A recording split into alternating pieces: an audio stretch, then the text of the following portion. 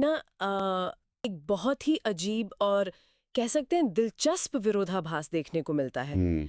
किस तरह का विरोधाभास? मतलब दुनिया को हिला देने वाली या समाज की नसों को चीर कर रख देने वाली जो सबसे मारक कहानियां होती हैं ना, हम्म। वो अक्सर उन लोगों की कलम से नहीं निकलती जिनका अपना जीवन बहुत नाटकीय या चकाचौंध भरा रहा हो। बिल्कुल सही बात है। असल में अक्सर वे महान कहानियां ना हम्म। उस इंसान की डायरी से जन्म लेती हैं जो शायद किसी खचाखच भरी लोकल बस के एक कोने में चुपचाप बैठा हो। हाँ, एक ऐसा व्यक्ति जिसे शायद किसी ने नोटिस भी ना किया हो। हम्म। मतलब एक बिल्कुल शांत और साधारण सा दिखने वाला जीवन, लेकिन उसके भीतर एक पूरा ब्रह्मांड उबल रहा होता है। और सच कहूं तो यही वो बिंदु है जहां से किसी सच्चे रचनाकार की असली पहचान शुरू होती है। हम्म। सृजन की प्रक्रिया कोई शोरगुल वाली घटना नहीं है। बिल्कुल नहीं। यह उस खामोश अवलोकन का परिणाम है हम्म। जहां एक लेखक अपने आसपास के उस साधारण जीवन को इतनी गहराई से देखता है कि वो असाधारण लगने लगता है।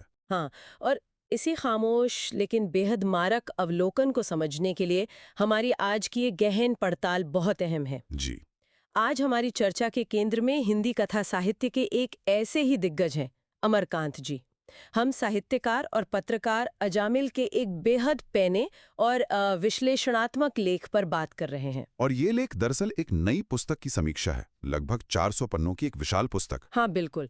इस महत्वपूर्ण पुस्तक का संपादन वरिष्ठ कथाकार और पत्रकार सुनील श्रीवास्तव ने किया है। सही कहा आपने। तो आज की इस चर्चा का हमारा मिशन यही समझना है कि आखिर अमरकांत को मुंशी प्रेमचंद का असली उत्तराधिकारी क्यों माना जाता है, और कैसे उन्होंने शोषितों की बात की पर वो कभी किसी राजनीतिक प्रोपेगेंडा का हिस्सा नहीं बने। बिल्कुल। और सबसे अहम बात कि 100 से ज्यादा मूर्धन्य साहित्यकारों के विचारों को समेटने वाली ये नई किताब क्यों हिंदी साहित्य के हर गंभीर पाठक के लिए एक अनिवार्य दस्तावेज बन गई है। देखिए, इस पूरी चर्चा की नींव ना उस विरासत से शुरू होती है जिसका जिक्र अजामिल ने अपने लेख में प्रमुखता से किया है, यानी मुंशी प्रेमचंद की विरासत। हाँ, मुंशी प्रेमचंद। हिंदी कथा साहित्य का कोई भी गंभीर विमर्श अमरकांत के बिना तो अधूरा ही है। जी अधूरा है। लेकिन जब हम कहते हैं कि उन्होंने प्रेमचंद की परंपरा को आगे बढ़ाया, तो इसका मतलब सिर्फ एक लकीर पीटना या उनके विषयों की नकल करना नहीं था, है ना? बिल्कुल नहीं। प्रेमचंद के युग का जो यथार्थ था, वो मुख्य रूप से ग्रामीण था, जिसमें एक तरह का आदर्शवाद भी झलकता था। अमरकांत ने उस यथार्थ को पकड़ा और उसे आजादी के बाद के उस मोहभंग वाले दौर में ले आए जहां शहरी निम्न मध्यम वर्ग जन्म ले रहा था। हाँ, वो तंग गलियों वाला दौर। सही कहा। उन्होंने उस परंपरा में अपना एक बहुत ही तीखा और विशिष्ट दृष्टिकोण जोड़ा।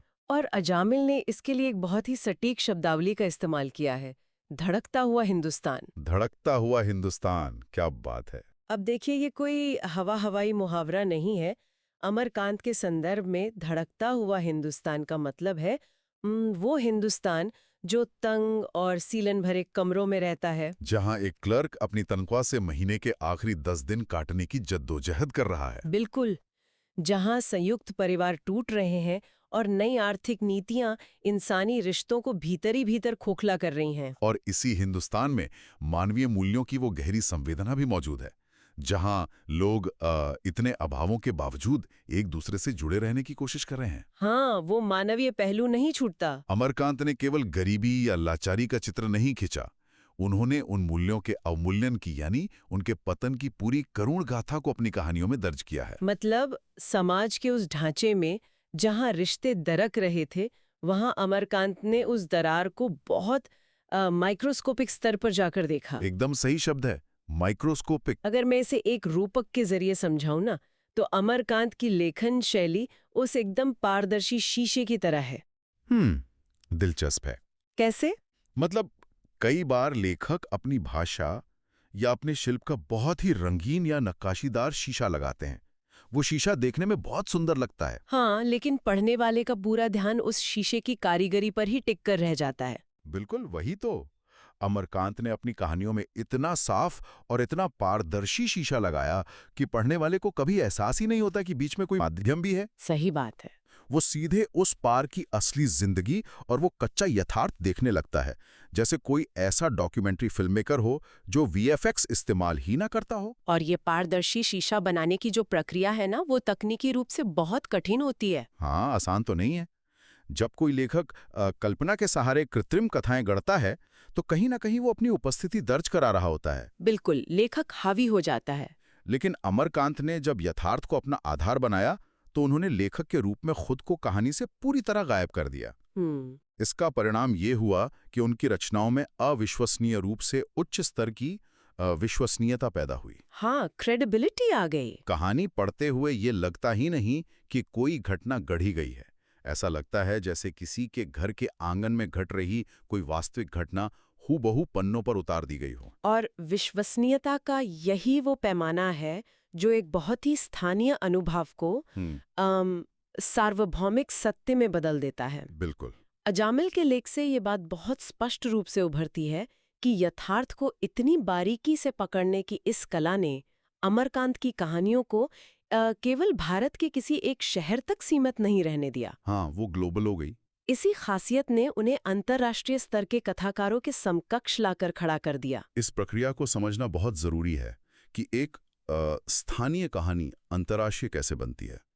कैसे बनती है? अमरकांत ने कभी भी जानबूझकर दुनिया को संदेश देने वाली महान कहानियां लिखने की कोशिश नहीं की। अच्छा। उन्होंने चाय के एक प्याले को लेकर परिवार में होने वाले छोटे से तनाव को लिखा, या दफ्तर में एक जूनियर कर्मचारी के अपमान को लिखा। हाँ, आम जिंदगी की चीजें। लेकिन वो तनाव और वो अपमान सिर्फ उस एक इंसान का नहीं था, वो इंसानी गरिमा और संघर्ष का वो सार्वभौमिक सत्य था जो दुनिया के किसी भी कोने में बैठा व्यक्ति महसूस कर सकता है। यानी जीवन से उठाए गए वे छोटे छोटे अनुभव सामूहिक अनुभव बन गए। बिल्कुल।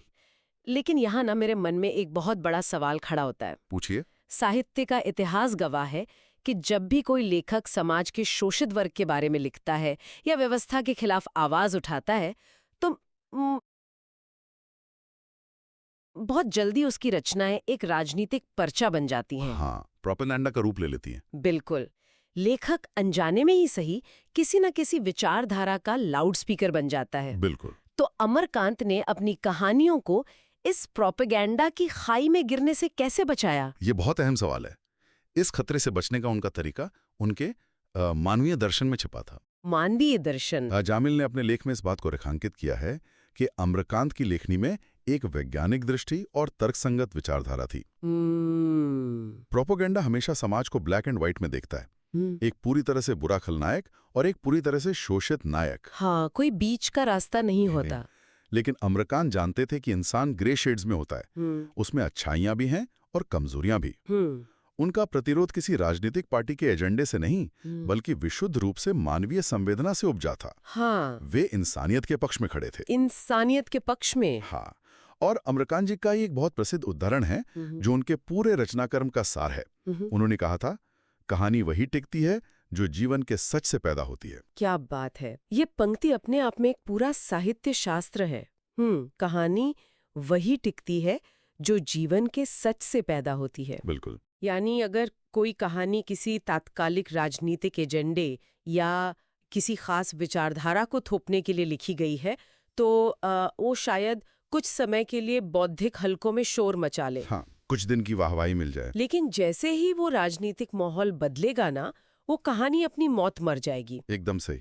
समय की कसौटी पर केवल वही रचना टिक सकती है जिसकी जड़ें इंसान के मूलभूत सच में धसी हों। और यही कारण है कि अमरकांत की कहानियां आज भी उतनी ही प्रासंगिक हैं जितनी वे दशकों पहले थी। जी। पाठक जब उनकी कहानी पढ़ता है तो वो किसी राजनीतिक नारे से नहीं जुड़ता बल्कि उस सच से जुड़ता है जो उसके अपने जीवन के तजुर्बों से मेल खाता है। और यही वो चुंबकत्व है जो पाठक को उनकी कहानियों से बांध कर रखता है। इस जीवन के सच के प्रति समर्पण का ना सबसे सीधा असर उनकी भाषा पर पड़ता है। अजामिल ने अपने लेख में जो तुलनात्मक बिंदु रखा है वो बहुत ही ध्यान खींचने वाला है। हाँ, वो गोर्की और टॉल्स्टॉय वाली बात। बिल्कुल। उन्होंने अमरकांत की भाषाई सादगी की तुलना मैक्सिम गोर्की और लियो टॉल्स्टॉय जैसे विश्व स्तरीय कथाकारों से की है। और ये तुलना केवल बड़े नामों का जिक्र करने के लिए नहीं की गई है, इसके पीछे भाषा का एक पूरा विज्ञान है। गोर्की और टॉल्स्टॉय की तरह ही अमरकांत की भाषा में कोई सजावट नहीं है, कोई बनावटीपन नहीं। जब आपको जीवन की नंगी सच्चाई दिखानी हो ना तो उसे भारी भरकम और जटिल शब्दों के आभूषण पहनाने की जरूरत नहीं होती। सही कहा। सच्चाई अपने आप में इतनी मारक होती है कि उसे सीधे और सरल शब्दों में कहना ही सबसे ज्यादा प्रभाव पैदा करता है। इसके पीछे की मैकेनिज्म को समझना बड़ा दिलचस्प है। कैसे? मतलब जब कोई लेखक किसी दुखद घटना को बताने के लिए बहुत ही जटिल और अलंकृत विशेषणों का प्रयोग करता है, तो वो एक तरह से पाठक को ये निर्देश दे रहा होता है कि उसे कैसा महसूस करना चाहिए। हाँ, जैसे इमोशंस थोप रहा हो। बिल्कुल। लेकिन अमरकांत ये काम कभी नहीं करते। वे बस फटे हुए जूते की सिलाई या रसोई के खाली डिब्बे का एक सापाट विवरण दे देते हैं। और वो दृश्य इतना सटीक होता है कि पाठक के भीतर वो दुख या वो टीस खुद ब खुद पैदा हो जाती है। हाँ, मैं तो इसे ऐसे देखती हूँ कि जैसे अमरकांत की भाषा उस घर के बने सादे भोजन की तरह है जो सीधे आत्मा को तृप्त करता है। वाह, क्या उपमा दी है आपने। मतलब ना कि उस फैंसी डिश की तरह जो महंगे रेस्टोरेंट में मिलती है और सिर्फ इंस्टाग्राम पर अच्छी दिखती है, लेकिन उसमें कोई स्वाद या पोषण नहीं होता। बहुत सही तुलना की आपने। अमरकांत के यहाँ कथ्य यानी कहानी का मूल विषय इतना मजबूत होता है कि शिल्प और शैली उसी के पीछे पीछे चलते हैं। शिल्प हावी नहीं होता। वे कहानी को किसी पहले से तय किए गए सांचे में नहीं डालते।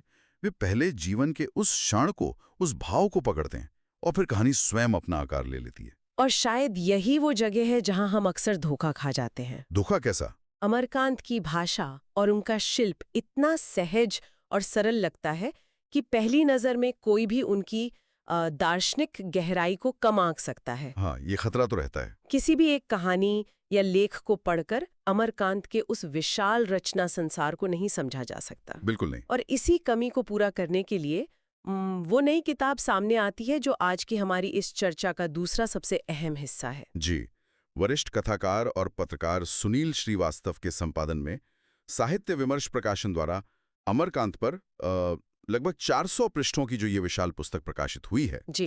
ये कोई सामान्य संकलन नहीं है। जी। अजामिल ने अपनी समीक्षा में इस बात पर बहुत जोर दिया है कि इस ग्रंथ में 100 से अधिक लेखकों, आलोचकों और पत्रकारों के आलेख शामिल किए गए हैं। 400 पन्ने और 100 से ज्यादा विद्वान। हाँ, मतलब इतने सारे मूर्धन्य लोगों को एक मंच पर लाना केवल एक श्रद्धांजलि नहीं है। बिल्कुल। ये अपने आप में एक भगीरथ प्रयास है। बिल्कुल भगीरथ प्रयास है। ये अमरकांत के व्यक्तित्व के उस तिलिस्म को तोड़ने की कोशिश है जो उनकी सादगी की वजह से बन गया था। सही कहा। जब 100 अलग-अलग दृष्टियां एक ही व्यक्ति पर पड़ती हैं ना, तो जो तस्वीर उभरती है वो बहुत ही बहुआयामी होती है। Multi dimensional. अजामिल के लेख में कुछ बहुत ही महत्वपूर्ण नाम गिनाए गए हैं। इस पुस्तक में शेखर जोशी, गिरिराज किशोर, रामदरश मिश्र, अब्दुल बिस्मिल्ला, ममता कालिया, विभूति नारायण राय और नरेश सक्सेना जैसे साहित्य के दिग्गज शामिल हैं। इतने बड़े बड़े नाम। इन सभी ने अमरकांत के समय को जिया है, उन्हें करीब से देखा है। जी। जब शेखर जोशी या ममता कालिया जैसे समकालीन रचनाकार अपने संस्मरण या विचार लिखते हैं, तो वे केवल अमरकांत की कहानियों की समीक्षा नहीं कर रहे होते। तो वे क्या सामने ला रहे होते हैं? वे उस व्यक्ति के संघर्ष, उसके हास्यबोध, उसकी राजनीतिक तटस्थता और उसकी व्यक्तिगत लड़ाइयों के अनछुए पहलू सामने लाते हैं जो किसी भी आम पाठक की नजर से ओझल रहते हैं। सुनील श्रीवास्तव जी ने इस पूरी परियोजना के पीछे जो विजन रखा है वो बहुत स्पष्ट है। जी। वे अमरकांत को केवल एक कथाकार के सीमित खांचे में कैद नहीं करना चाहते। उनकी कोशिश इस किताब के जरिए अमरकांत को एक व्यापक सामाजिक व्यक्तित्व के रूप में स्थापित करने की है। और ये एक बहुत ही समग्र दृष्टिकोण है। एक किताब एक तरह से इस रहस्य को भी खोलती है कि कैसे एक इंसान जो बाहर से इतना साधारण दिखता था, वो इतना असाधारण और युग प्रवर्तक साहित्य रचने में सफल रहा। हाँ, ये बहुत बड़ी बात है। 100 से अधिक आलेखों का ये संकलन एक ऐसे बहुरूप दर्शक यानी कैलेडोस्कोप की तरह काम करता है, जिसमें आप अमरकांत को जितनी बार देखते हैं, हर बार एक नया और गहरा अक्स दिखाई देता है। कैलेडोस्कोप बहुत ही सटीक शब्द है इसके लिए। और ये कहना बिल्कुल भी अतिशयोक्ति नहीं होगी कि ये पुस्तक भविष्य के शोधार्थियों, आलोचकों और साहित्य के गंभीर विद्यार्थियों के लिए एक अनिवार्य संदर्भ ग्रंथ बनने वाली है। बिल्कुल बनी। ये उनके रचनात्मक पक्ष के साथ साथ उनके मानवीय और वैचारिक पक्षों की भी बहुत गहराई से पड़ताल करती है। सुनील श्रीवास्तव जी का ये प्रयास वाकई हिंदी साहित्य के लिए एक बड़ी उपलब्धि है। जी, इसमें कोई शक नहीं। तो इस पूरी पड़ताल को अगर हम समेटें तो एक बात बिल्कुल शीशे की तरह साफ हो जाती है। क्या? कि ये नई संपादित पुस्तक और उस पर अजामिल का ये विस्तृत लेख सिर्फ एक लेखक के प्रशस्ति गान तक सीमित नहीं है। बिल्कुल नहीं। ये दोनों दस्तावेज हमें अमरकांत जी के बहाने साहित्य की ताकत को और सबसे ज़रूरी बात आज़ादी के बाद के उस पूरे समाज को एक नए सिरे से समझने की दृष्टि देते हैं। एकदम सही। अमरकांत का साहित्य कोई म्यूजियम में रखी पुरानी कलाकृति नहीं है। वो आज के समाज को समझने का एक बहुत ही मारक और जीवित टूल है। हाँ, क्योंकि मानवीय स्वभाव, उसकी कमजोरियां, उसके संघर्ष और गरिमा के लिए उसकी छटपटाहट, ये चीजें कभी पुरानी नहीं पड़ती। कभी नहीं। अमरकांत ने जिस यथार्थ को पकड़ा था, वो आज भी हमारे समाज के ढांचे में उसी तरह मौजूद है, बस शायद उसका बाहरी रूप थोड़ा बदल गया। और यहीं पर हम उस विचार पर वापस लौटते हैं जहां से हमने आज की चर्चा की शुरुआत की थी। अमरकांत जी का पूरा जीवन और उनका साहित्य इस बात का सबसे बड़ा प्रमाण है कि दुनिया की सबसे असाधारण और वैश्विक कहानियां आसमान से नहीं गिरती। जी, वे आसपास ही होती हैं। बिल्कुल, वे बिल्कुल साधारण और रोजमर्रा के जीवन की दरारों में ही पनपती हैं। सच कहा आपने। तो ये पूरी चर्चा अंत में एक बहुत ही बेचैन कर देने वाला सवाल पीछे छोड़ जाती है। वो सवाल क्या है? सवाल ये है कि क्या हम सब अपने आसपास मौजूद उस साधारण जीवन को पूरी तरह से अनदेखा तो नहीं कर रहे हैं? सोचने वाली बात है। क्या ये संभव नहीं है कि ठीक हमारे पड़ोस में, दफ्तर में, हमारे बगल वाली कुर्सी पर या सड़क के उस पार चाय की गुमटी पर कोई ऐसी महान कहानी, कोई ऐसा सार्वभौमिक सत्य हर दिन आकार ले रहा हो? जी, बिल्कुल संभव है। जिसे हम सिर्फ इसलिए नहीं देख पा रहे क्योंकि हमारी आंखें हमेशा कुछ चमत्कारिक या असाधारण घटित होने का इंतजार कर रही हैं। हाँ, हम चमत्कार ढूंढते रहते हैं। अमरकांत की ये विरासत हमें मजबूर करती है कि हम अपनी नज़र बदलें और उस साधारण जीवन को ध्यान से देखना शुरू करें। शायद अगला बड़ा सत्य वहीं कहीं छिपा हो।